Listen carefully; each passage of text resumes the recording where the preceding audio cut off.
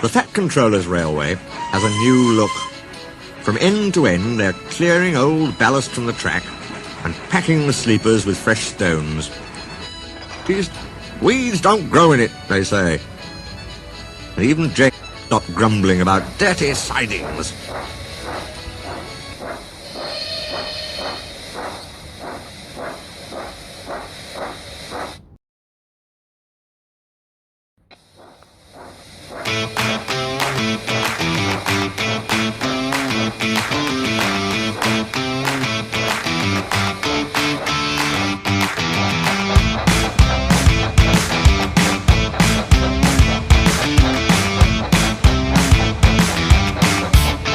Douglas and Donald disappeared regularly behind the big station, along a line on which none of the others had ever gone. They returned with loaded ballast trains, and were most mysterious about it. "There the wee engines bring the ballast dunes for the hills," was all they would say. Soon the engines could talk of nothing else. James and Henry thought the "very wee engines" must be some kind of magic. "I don't believe it," said Gordon. "Donald and Douglas have pulled our wheels before." But Duck wanted to see for himself, so he asked permission to take some trucks.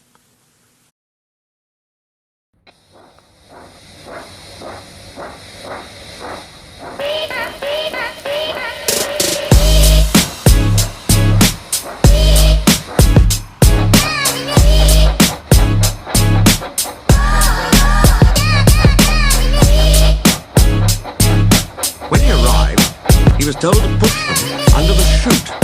This was like a tunnel made of steel girders.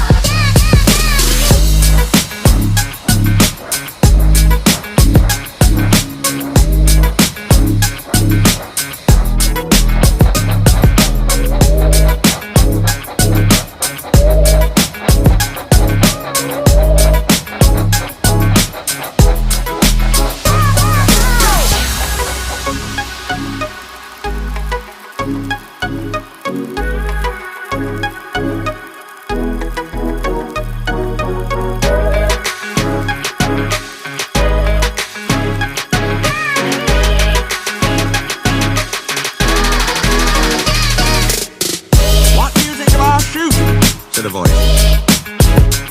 Go ahead. Duck blinked. Standing beside him was a small green engine. Where did you spring from? Asked Duck. I've been here all the time, smiled the small engine. I'm Rex. And you, I'm sure, are Duck. How did you know? That's easy. There's only one Great Western engine in these parts. There was a sudden rattling and roaring. Duck's whole train shuddered. What was that? He asked, startled. That was our chute.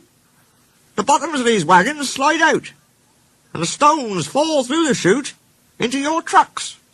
We may be small, but we're quite efficient. Duck puffed away, much impressed. Next time...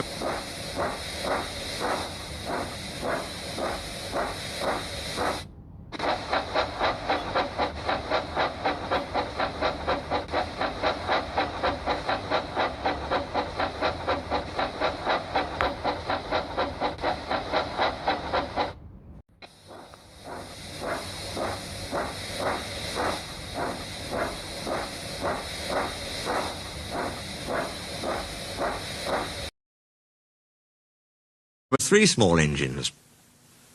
Rex introduced Duck to Bert and Mike.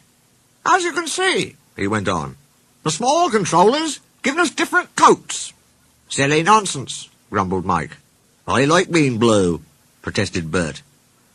It's all right for you, fumed Mike, but not for me. Passengers will say I look like a pillar box. Shocking, said Rex, and winked at Duck. Consider my feelings. When we were both green, passengers kept calling me Mike. You, spluttered Mike. Stow it, you two, said Bert. Ducky went on. Have you seen our coaches? Where are they? Asked Duck. Over there, said Bert. But they're they're not like ours, he finished lamely. Rex smiled.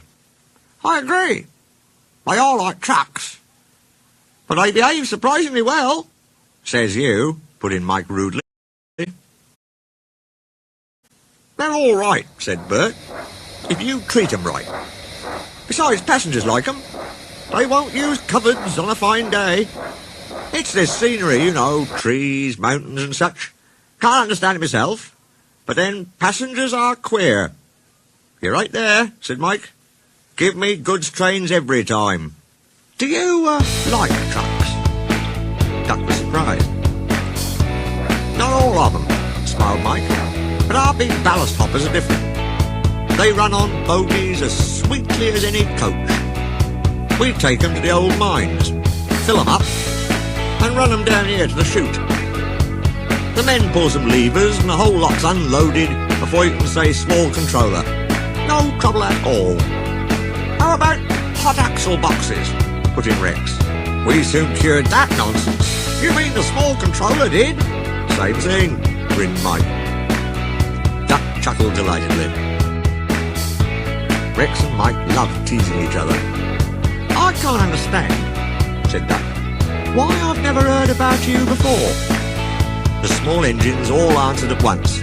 We've only just come from our railway in England, which closed. Your fat controller asked us to come and fetch ballast for him, and he said he'd bring us plenty of passengers too. Haven't you had passengers before? Asked Duck. Only in England. It's our first season here. Oh, promised Duck, then I'll bring you lots. Goodbye, goodbye. And he puffed excitedly away to see about it.